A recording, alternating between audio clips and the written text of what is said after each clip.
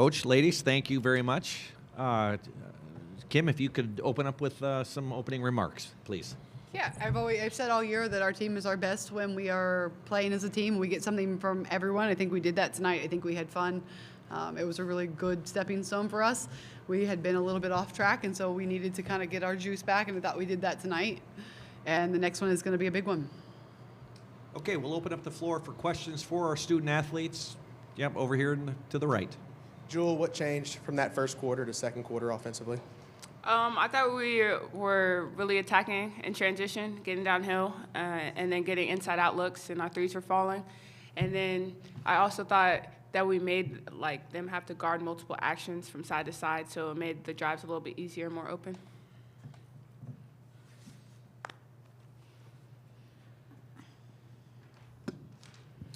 Yeah, Steve Hellwagon with Bucknuts.com. I think more offensively, defensively, instead of trading baskets with them in the second quarter, you guys held them to 9 points, outscored them 29-9. What was different defensively for you guys in the second quarter to put the clamps on them? Samara, if you would go first, please. We just turned our pressure up. We knew coming into the game that, they only really had one solid ball handler who was comfortable handling the ball. So just getting her in the first quarter, we made her turn the ball over some, and then just making other people have to dribble the ball up the court was our advantage, and we just took advantage of that. Joel, as well. Yeah, I'd say that we were very locked in on our scout, and everybody was on the same page, so that helped a lot, and our communication was really good. Joe, I wanted to ask you about Samara. I know you guys just went through, just 2 straight weeks of practice, and Kim's mentioned before that Samara does a really good job of keeping practices light, keeping it fun. Just how would you describe her impact on, helping the team get through these last 2 weeks to be able to kind of reset and come out like you did tonight? Yeah, I think it's very huge. She's always laughing, joking, so it makes it just so lighthearted and competitive as well in practice. And just today, hearing her on the bench, share that, Joel, it gives me just a little bit of confidence, and I know that she gives my teammates the same amount of confidence as well. And we know how good of a player that she is, so her leadership is really good as well. Anyone else for questions for the student athletes? For either one of you, 8 different players made 3-pointers in this game, and I assume that's a big part of your guys' offensive output. Just when you have that many different people capable of connecting at a good percentage from that range, just how difficult does that make it on the opponent to guard that type of attack? I mean, in my opinion, it's super difficult. We've had to guard people who have multiple people who can shoot, and sometimes we have a hard time doing that. So I know for other people who have to play us, it's really hard, and especially we have a lot of people who shoot very high percentages, especially at this time in the season. So just being able to, if I don't have the shot, being able to kick it to Jewel or kick it to Tess. And then we have a couple other people who can step out and make 3-pointers as well. I think it's just special that, it just shows that we all work hard day in and day out to do that. Okay, I believe we have a question on our Zoom. Maria, you have the mic. Thank you. This is Maria Cornelius, 247 Sports, Tennessee. Jewel and Samara, the 16 made threes is obviously a program record for Tennessee in an NCAA tournament game. You both transferred here from other schools, but you're definitely putting your mark on Tennessee. If you could just both talk about the success you've had here and how well this team does shoot from the arc. I think this team shoots really well behind the arc. I think we proved that, earlier in the season when we set the NCAA record, and, setting another record today was really huge, but it just speaks to, our depth that we have on this team. With me and Sam and Tess, a lot of people know that we can shoot the ball, but we have other people on the team that can shoot the ball as well. And then just being successful here at Tennessee, I think it just goes to say that I have successful people around me that help me be successful, so it just makes it so much easier for me. Yeah, I would say for me, putting my name in the record books at University of Tennessee is honestly something special. A lot of people can't say that they've done that, but for me to come in here for my first year here and last year playing collegiate basketball and doing that, I think it just is a testimony to, all the years that I've been in college, but doing it at Tennessee is super special. Go ahead, Steve. Yeah, a question about Ohio State. Not sure where you guys were while that game was unfolding, maybe coming to the building or maybe had it on a monitor in your locker room or whatever, but thoughts about playing them. And as I look at the record here, Joel, you would have, I think, played against them last year. Is that correct? Correct. Yeah, so just the game, maybe if you saw the game tonight and just your experience, because it's a lot of the same people that you played against. Yeah, I'd say they're a really good team that likes to press just like us, so we kind of expect it to be up-tempo.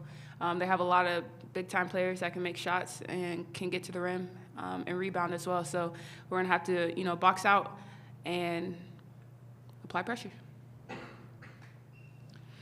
Anything else for our student athletes?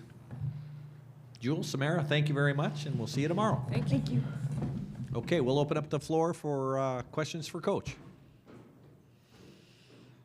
Kim, I'll pose the same question to you. What was that conversation like at the end of the first quarter, and then what did you see change after that quarter? Yeah, I think our defense, we did turn up our defensive pressure. I think we got in their legs. I mean, they were fresh. I think they shot what did they shoot? I mean, almost 60% in the first quarter. And so I think just pace, wearing them down over time, got in their legs. They started to shoot the ball a little bit short. We turned up our pressure and then kind of took off from there. Kim, it felt like there was a lot of moments tonight where the team looked like they found their identity again, found kind of like their joy again. Just what would you describe the energy on the court, and how happy are you with the way they look tonight?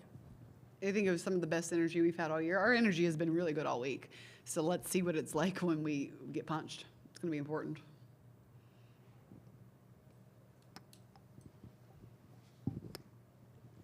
Samara Carpenter, Vol News TVC. What's a message that you would like to give to your girls going into the tournament? I think the biggest thing we've tried to preach about, and there's been a lot of different things, is just kind of leave with no regrets. We have 8 seniors. We have a lot of people who, when we're done, we're done. And so leave it all out there, have fun, enjoy the moments, but don't let a 50-50 ball or a effort play or not having the resilience to make a mistake and then have the next play mentality. Don't have to live with that for the rest of your life. Just have fun and play as hard as you possibly can in March. Colin Sherwin, Bay Area Examiner. In your first season, you've put together a roster of 10 players who can all play at this level. Is that something you see long-term for this program? Do you think you'll be able to put 2 full hockey shifts in for the rest of your time? Or is this just because of the way your roster came together, it made more sense to spread the minutes out a little bit more? No, we're hopeful that this will continue.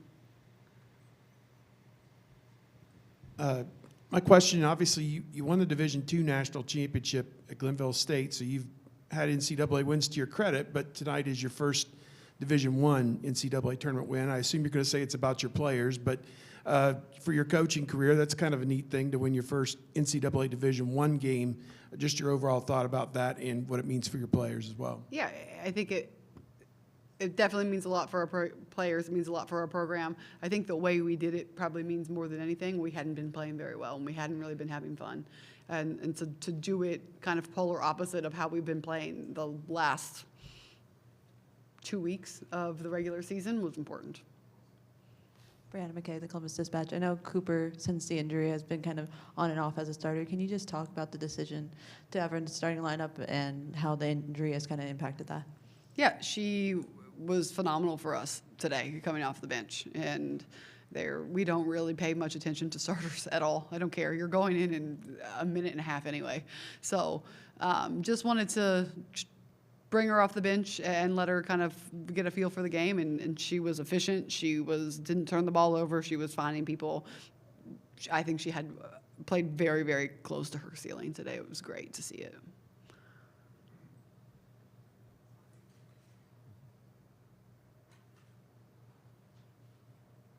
With the three-point shooting tonight, it felt like the team was much more in rhythm than they have been the last few games. Was it the rest? What kind of led to that? And do you feel like they're kind of solidly back in their rhythm? Yeah, I think it was the rest. I think I've said it. We needed the rest. We needed the break, and then we kind of needed to manage our load a little bit better. And we've just looked a little sharper coming into this tournament, which I knew we needed when we were going into the SEC. I knew we were just kind of gassed. So that break was really big for us. Kylie Atchison, TVC News. This is some of Edie and Tess's last moments on the court together. Like, what does that thought process for you is, like, I'm going to get them in, I'm going to get them to play together. Like, what is that for you? Yeah, I didn't even cross my mind about getting them in together, but I mean, Edie has been such a big part of this program, and just giving her her moments. She's a fan favorite and a team favorite, and so anytime she gets it, everyone is screaming for her to shoot it, and she just is a positive light every single day in practice, and she's probably the most competitive player I've ever coached. And she doesn't get a whole lot of minutes, but I mean, every day in practice, she is trying to just cheat so she can win, and it's great. It makes everyone better. Sylvia Varpor, you touched on Talasia a little bit, but plus 36, box plus minus. What does that say about the impact she had tonight? Yeah, it was big. She made everyone around her better. She guarded, she talked, she got rebounds, she was efficient. It's what we need from her going forward. How big is the performance that Z gave you tonight, especially with how important she'll be through the rest of March Madness? Yeah, it was good as well. I knew that if we had an advantage today, it was going to be on the inside. And so she did a really good job of just finding her spots to the rim. She did a better job of playing next play. I think she missed her first 2 shots at the rim, and she didn't hang her head. She didn't pout. She just kept going forward, which is progress. Maria, on the Zoom, you've got the microphone. Yes, Coach, you closed the gap on the rebounding. You out-rebounded them in the second half. I know it started out probably not in your liking, but Alyssa Latham, just her overall game, she ended up with 4 rebounds. It felt like more.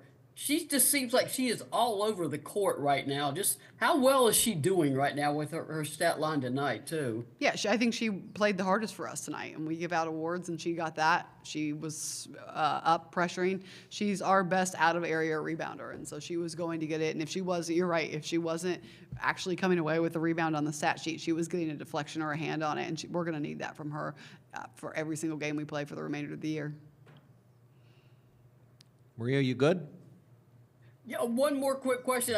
Same thing about the 3-point record. The record was actually set against Oral Roberts with 12 made 3-pointers. That was a time when Candace Parker played. I know you're not surprised when your team made threes, but is it kind of cool to set a new record for made threes in an NCAA tournament and your first one with your team here for Tennessee? Yeah, I mean, it just feels good to see the ball go in again. It feels like such a long time since we've shot that well from 3 and we've been that efficient. I really think we needed that. All right, folks, we'll wrap it up. Coach, thank you very much. We'll see you tomorrow. Thank you, guys.